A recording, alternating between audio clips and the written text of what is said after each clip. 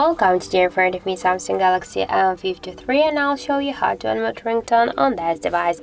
So first you should go into the settings app and then click on the sounds and vibration. Here tap to the volume panel and after that just unmute the ringtone volume panel just by slide with your finger to the right side, this blue dot.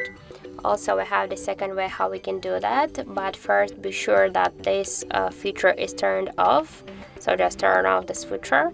And after that press the up volume button here on the right side of your device, and also you'll unmute your device ringtone. And also we have the third way how we can do that, just slide to the up this volume panel with your finger. And that's it. Thank you for watching, and if you found this video helpful, don't forget to leave a like, comment and to subscribe our channel.